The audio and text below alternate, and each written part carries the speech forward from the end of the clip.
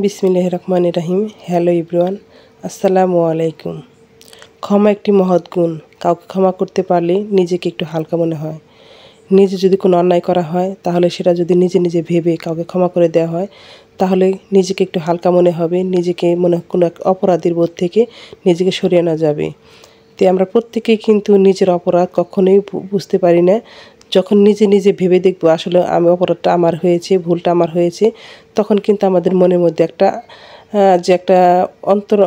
আমাদের মনের মধ্যে একটা ঝড়ের সৃষ্টি হবে। সেই ঝড়টা হচ্ছে বিবেক। এই বিবেকের তাড়নায় আমরা যদি কাউকে ক্ষমা করে দিই তাহলে কিন্তু এই ক্ষমার কারণে কিন্তু আমাদের মনটা একদম পাতলা হয়ে যাবে, হালকা হয়ে যাবে।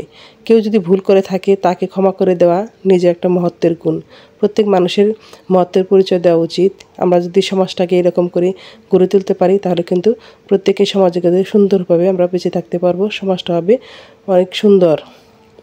তো আমরা যদি কেউ ভুল করেছে, সে ভুল করেছে, সে হয়তো বুঝতে পারেনি, আচ্ছা বুঝেই ভুল করেছে, তাতে কি আমরা যদি তাকে ক্ষমা করে দিই, এই মহৎ গুণের অধিকারী হওয়া কিন্তু সবার পক্ষে সম্ভব নয়।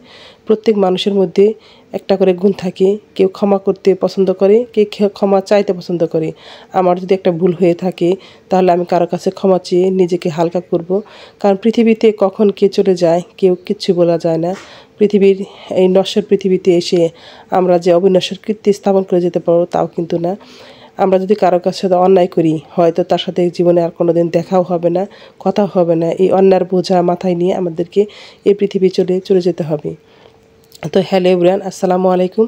আমি আপনাদের দেখাবো আমার যে ছোট্ট একটা বাবু আছে তার জন্য আমি কিভাবে চিকেন বিরিয়ানি রান্না করব। চিকেনটাকে ভালো করে একদম কচি চিকেনটাকে ভালো করে ধুয়ে মশলা টশলা সব কিছু তেলের মধ্যে পেঁয়াজ কুচি সব কিছু ভেজে নিয়েছি।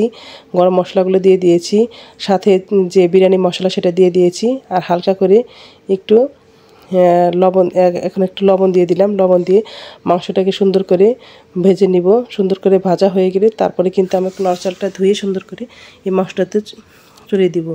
তো আমি যে কথা বলছিলাম, মানুষ যদি কাউকে ক্ষমা করে, আপনি নিজে একদিন ক্ষমা করে দেখবেন যে নিজেকে কীরকম একটা হালকা মনে হয়, কোনো বোঝা মনে হয় মাথা থেকে নেমে গেল।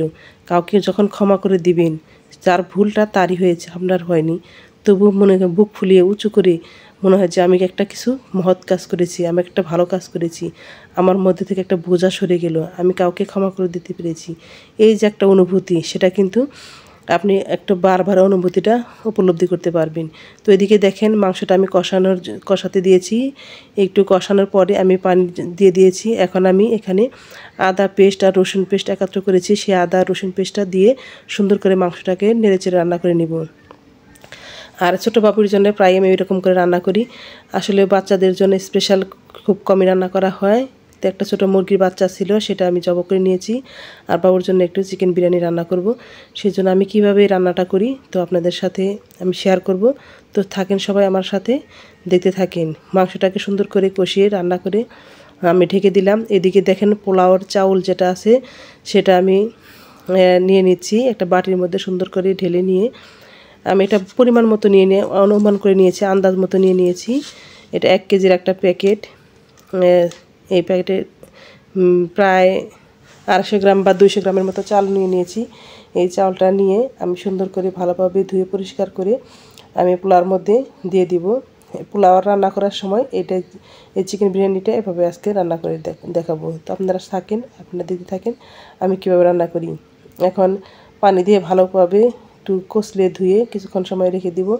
আসলে পোলাওর চালটা যদি কিছুক্ষণ সময় একটু ভিজে রাখা যায় তাহলে কিন্তু চাউলের যে লম্বা হয়, চাউলটা লম্বা হয় এবং মজবুত ভালো হয়, ভেঙে যায় না। তো সুন্দর করে কষলে ধুয়ে নিচ্ছি। আর আমার ভিডিওটা কোথায় কোনো অংশ যদি আপনাদের একটু ভালো লেগে যায় প্লিজ একটা লাইক দিবেন। আর আপনারা যারা নতুন আমার চ্যানেলটা ভিজিট করছেন তারা অবশ্যই চ্যানেলটাকে সাবস্ক্রাইব করে দিবেন, কারণ আপনার একটা লাইকই পারে আমার ছোট্ট চ্যানেলটাকে আরও 10 জন ভাই আপুর কাছে পৌঁছে দিতে। আর আপনি যদি আমার চ্যানেলে নতুন হয়ে থাকেন সাবস্ক্রাইব করবেন, অল বাটনটি প্রেস করে দিবেন, অল অপশনটি সিলেক্ট করে দিবেন। তাই আমি যখন নোটিফিকেশন ছাড়বো, ভিডিও আপলোড করব, নোটিফিকেশন পৌঁছে যাবে আপনার কাছে সময় এবং সুযোগ বুঝে। আপনার যখন সময় হবে তখন আপনি দেখে নিতে পারবেন। আর যে ভাইয়াপুরা আমার এই চ্যানেলটাকে সাবস্ক্রাইব করেছেন তাদেরকে অসংখ্য ধন্যবাদ। তো আমি চাউলটাকে সুন্দর করে ধুয়ে নিয়েছি। আর যে কথা বলছি, অনেক সময় দেখা যায় যে একজন মানুষ আমার সাথে বন্ধুত্ব করলো, সে একটা ভুল করে নিল, তার সাথে আমি সম্পর্কটা নষ্ট করে ফেললাম। না, তাকে আমি আজকে ক্ষমা করে দিব। তাকে যদি ক্ষমা করে দিই তাহলে কিন্তু সে অনেকটা খুশি হবে, তার মনের মধ্যে একটা আমার প্রতি একটা ভালোবাসার সৃষ্টি হয়ে যাবে। সে কিন্তু সবসময় ভাববে যে না, সে কাজটা ভালো করেছি। আর এদিকে আমি একটু মশলা দিয়ে দিলাম এই রান্নাটার মধ্যে। আমি কিন্তু এখানে একটু সামান্য কিছু পরিমাণ চিনিও অ্যাড করেছিলাম। তো মাংসটা দেখেন অনেকটা সেদ্ধ হয়ে আসছে। এইদিকে দেখেন আমি একটা ফ্রাই প্যানে আমি কিছুটা গরম পানি দিয়ে দিব।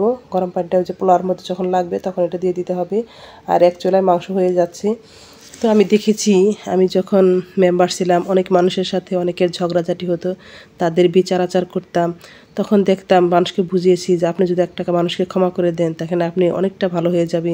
অনেকের ক্ষমা করে দিত, তাদেরকে আমি মিলমিশ করে দিতাম, তাদেরকে একত্র করে দিতাম।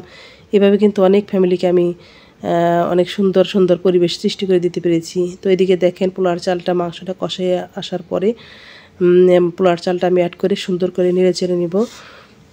এভাবে যারা পোলাও রান্না করেন বা বিরিয়ানি রান্না করেন, আসলে আমার কাছে শেখার কিছুই নেই। আমি একটা গ্রামের বউ, গ্রামের মানুষ, আমার কাছে শেখানোর মতো কিছুই নেই। তো আমি যেটুকু জানি, আমার এটা ডেইলি লাইফস্টাইল ব্লগ, কারণ এটার মধ্যে আমি কি করি, কি রান্না করি সেটা কিন্তু আপনাদের সাথে শেয়ার করব। আপনারা মনে মনে ভাববেন যে শাহনাজ মেম্বারের কাছে আমাদের শিখতে হবে, এটা কোনো কথা হলো? তা কিন্তু না, আমি জাস্ট যা রান্না করি, যা করি সেটাই কিন্তু আপনাদের সাথে শেয়ার করি, আপনাদের শেখানোর জন্য না, শুধু জাস্ট শেয়ার করার জন্য। এদিকে পোলাওর চালটা সুন্দর করে আমি ভেজে নিয়েছি। এদিকে গরম পানিটা হয়ে আসছে। এই গরম পানিটা এখন চাউলের মধ্যে অ্যাড করে দিয়ে কিছুক্ষণ নাড়াচাড়া করে আমি একটু অনুমান করেই দিতে পারি, কারণ আমার একটা অনুমান হয়ে গেছে কতটুকু পরিমাণ পানি লাগবে আর কতগুলো চালে কী লাগবে। এরকম রান্না করতে করতে আমার একটা অনুমান হয়ে গেছে। তো ছোটো মানুষ ওর জন্য বেশি ঝরঝরে করে রান্না করা যাবে না, একটু নরম নরম করে রান্না করে নিব। তো কে কে এরকম করে পোলাও রান্না করেন অবশ্যই কমেন্টের মাধ্যমে জানাবেন। আসলে আমি অত কিছু রান্না বান্না পারি না, গ্রামের মানুষ, আপনারা অনেকেই শহরে থাকেন, সুন্দর সুন্দর করে রান্না করেন, অনেক মজা হয়। আমি জানি না কতটুকু ভালো হবে কিনা মন্দ হবে, খাওয়া শেষে বলা যাবে। তো আমি যখন রান্না করেছি, ভয়েস দিচ্ছি তখন কিন্তু আমার অলরেডি এটা খাওয়া হয়ে গেছে। আলহামদুলিল্লাহ, অনেক টেস্ট হয়েছে। আসলেও অনেক সময় দেখা যায় যে হালকা পাতলা খাবারটাও কিন্তু অনেক টেস্ট হয়ে যায়। আসলে অনেক টেস্ট হয়েছে, খুব ভালো লাগলো। আমি একটু খেয়ে নিয়েছি, ছোটো বাবুর জন্যই রান্না করেছি। আমাদের নিজেদের জন্য রান্না করলে তো বেশ বড় একটা হাঁড়িতে রান্না করতে হয়, এই গ্যাসের চুলা রান্না আমাদের রান্না হবে না। তো ভাইয়াপুরা দেখেন রান্নাটা প্রায় হয়ে আসছে। আমি আপনাদের কাছে অনুরোধ করব, যে ভাইয়াপুরা এখনও কারোর সাথে একটু খারাপ সম্পর্ক আছে, তাকে একটু ক্ষমা করে দিয়ে তাদের সাথে আপনারা বন্ধুত্ব হয়ে যান। তাহলে দেখবেন নিজের কেউ হালকা লাগবে, নিজে একটা আতঙ্ক ভয় থেকে আপনারাও বেঁচে যাবেন। সবার সাথে ভালো লাগবে, সবার সাথে কথা বলতে ভালো লাগবে, তাদের আন্তরিকতা ভালো লাগবে, তাদের এই দোষের কথা মনে না করে তাদের সব গুণের কথা মনে করে তাদেরকে ক্ষমা করে দিবেন। তো ভাইয়াপুরা এদিকে আমার বিরিয়ানিটা হয়ে গেছে। আমি একটু নরম নরম করেছি, কারণ ছোটো বাবু খাবে বলে একটু নরম করে নিয়েছি। তো এদিকে আমি বিরিয়ানিটা সুন্দর করে বেড়ে নিচ্ছি। তো যারা আপনারা আছেন সবার জন্য আমার এই খাবারটা রইল, সবাই খেয়ে একটু জানাবেন কেমন হয়েছে কমেন্টের মাধ্যমে। তো সবার প্রতি অনেক অনেক ভালোবাসা এবং শ্রদ্ধা জানিয়ে আপনাদের সবার সুস্বাস্থ্য কামনা করে আমি আমার আজকের ভিডিওটি এখানে শেষ করছি। আল্লাহ হাফেজ, আসসালামু আলাইকুম।